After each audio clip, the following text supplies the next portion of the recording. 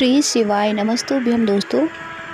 जिस पुष्प की सुगंध भी नहीं है, ओम नमः शिवाय।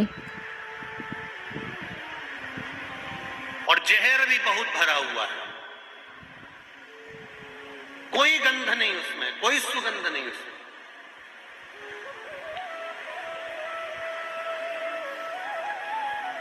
केतकी, केवड़ा, चंपा, ये तीनों जब एक सभा में बैठते थे तो इन तीनों के चेहरे पर एक साधारण से पुष्प को देखकर हंसा करते थे, जिस पुष्प का नाम था कनेर का पुष्प, पीला कनेर,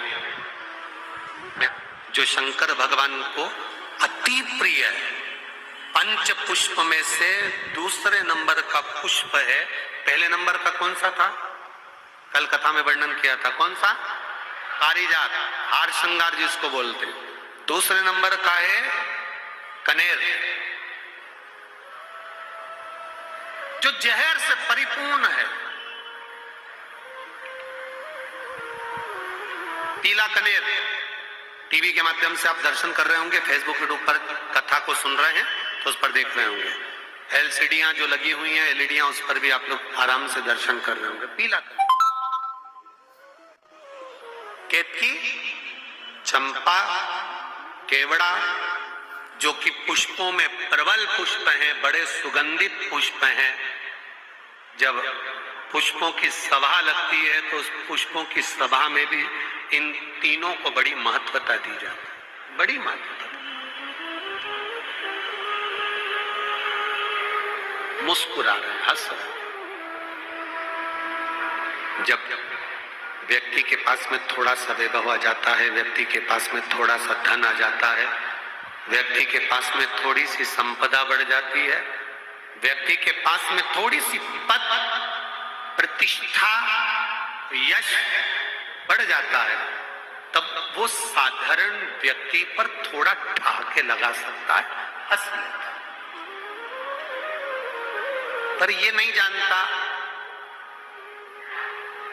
सारे देवता अच्छी अच्छी वस्तु को भले अपने पास रख लेते होंगे, पर मेरा महादेव जो किसी काम की वस्तु नहीं है, मेरा महादेव उसको अपने पास में रख लेता है। जो कोई काम नहीं, जिसका कोई कीमत नहीं, जिसकी कोई महत्वता नहीं। धतूरे की कोई कीमत होती है क्या? अरे बोलो, जम के बोलो जरा। नहीं। बेलपत्र की कोई कीमत, डमरू की कोई कीमत, त्रिशूल की कोई कीमत, सांप की कोई कीमत, भभूति भस्म की कोई कीमत, मुंडमाला की कोई कीमत, जिसकी कोई कीमत ही नहीं है, जिसको दुनिया ने नकार दिया, जिसको दुनिया ने धक्के मार कर निकाल दिया। शिव महापुराण की कथा कहती है,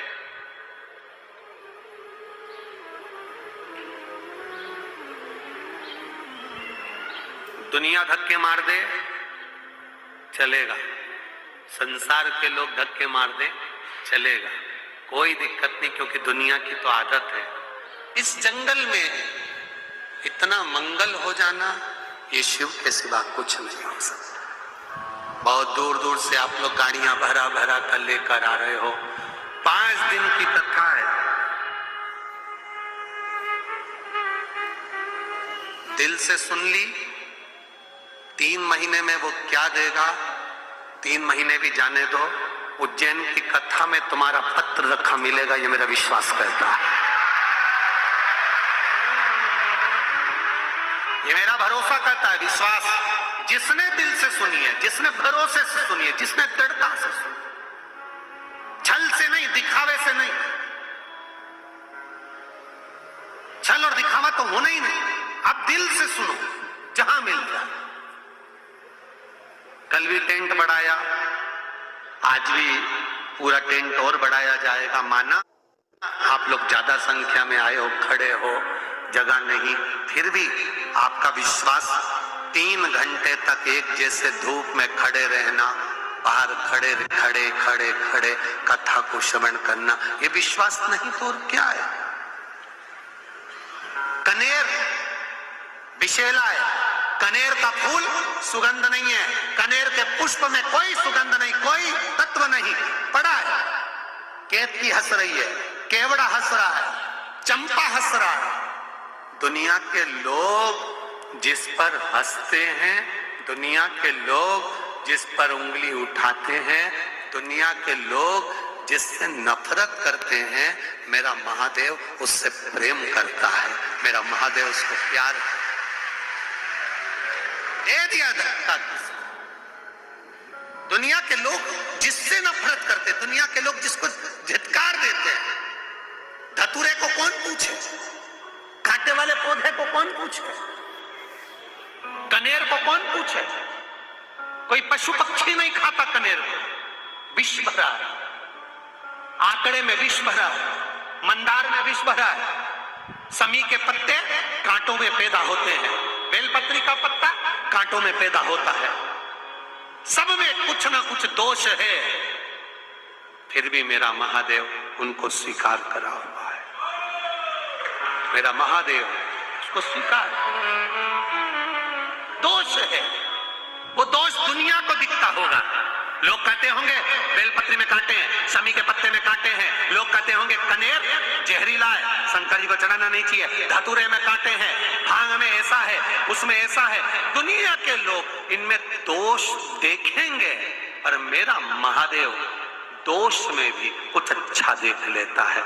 नारद जी ने देखा, सब हंस रहे थे, कनेर के पुष्प को नारद जी ने तोड़ा, तोड़ते तोड़ते आकाश मार्ग से नारद जाते जाते उस कनेर के पुष्प को एक कैलाश की शिला पर रख दी है।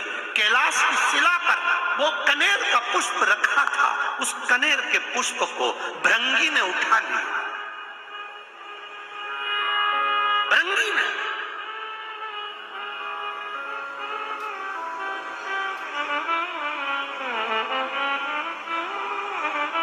और भृंगी उस कनेर के पुष्प को उठा लेता।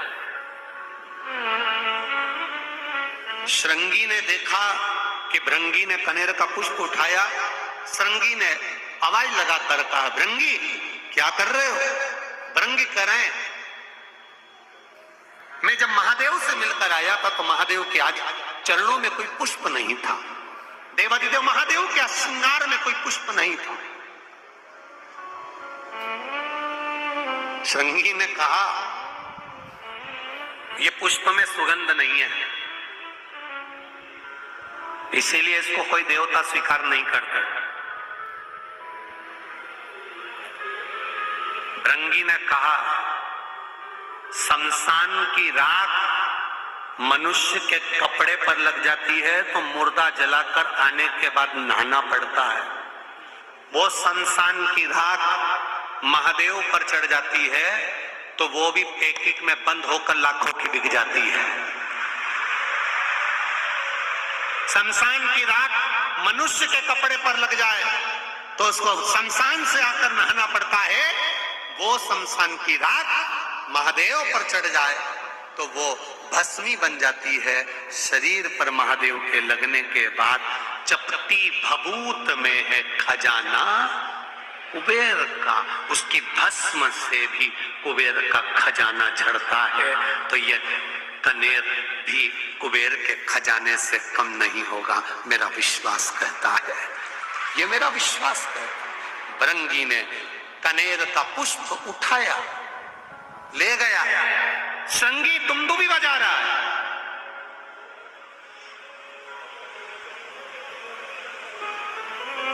श्रृंगी दुमदुमी बजा रहा। देवी भागवत कह रही है, कुर्म पुराण कह रही है, कुर्म पुराण का 24वां अध्याय कह रहा है। भृंगी ने पुष्प उठाया और श्रृंगी दुमदुमी बजा रहा है।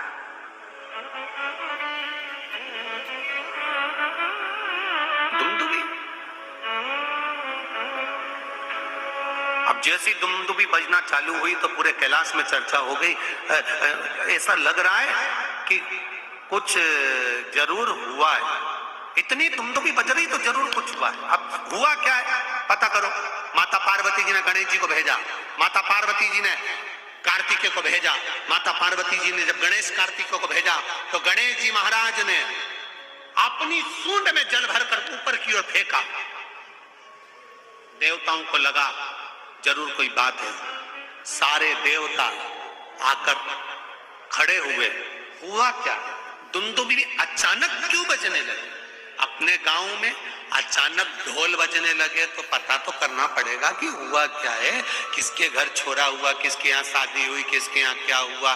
तो मालूम पड़े कि साहब ना तो छोरा हुआ ना शादी हुई। फिर ढोल क्यों बजे? तो क्या साहब वो मांगने वाला कोई आया है तो वो आटा मांग रहा है तो ढोल बजा रहा है। तो क्या मांगने के लिए ढोल की क्या जरूरत पड़ गई? तो क्या लोगों की बेल बजाओ तो गाली दे, ढोल बजाओ तो ताली बजे। तो इसलिए रंगीन है। एक कनेर का पुष्प, मात्र कनेर का, जिसमें विष भरा हुआ है, किसी काम का नहीं, जिसमें सुगंध तक नहीं है, जो कोई काम का नहीं था, उस कनेर के पुष्प को रंगीन है देवाधिदेव महादेव के चरणों में जैसे ही रखा, पार्वती जी ने उस पुष्प को देखा, देखकर विचार करा, जो भी सुगंधित पुष्प आता था शिव जी के ऊपर चढ़ता था, भले इसमें विष भरा है, क्यों ना ये विष पे चढ़े। पार्वती जी ने उठाकर शंकर भगवान के कानों में उस पुष्प को लगा दिया। कनेर का वो फूल आज भी शंकर भगवान के फोटो में, पुराने फोटो में, पुराने चित्र में शिव जी के कान में लगा हुआ। कभी कभी किसी ने दर्शन कराया किसी ने ऐसा दर्शन कि शिव जी के कान में कनेर का फूल लगा हुआ देखा होगा। तब पार्वती जी ने कानों में उस पुष्प को लगाया। देवाधिदेव महादेव नेत्र बंद कर स्मरण करते हुए देख रहे हैं। देवता खड़े होकर अपने आप को विचार कर रहे हैं कि ये पुष्प शिव जी पर कितना सुशोभित हो रहा है, ये पुष्प हमको भी मिलना चाहिए। भगवान शिव ने नेत्र खोलकर कहा, ये मुझ पर चढ़ा है, देवताओं को भी प्रिय लगा है, सभी देवताओं को कनेर का पुष्प समर्पित होगा और वो कल्याण करने वाला।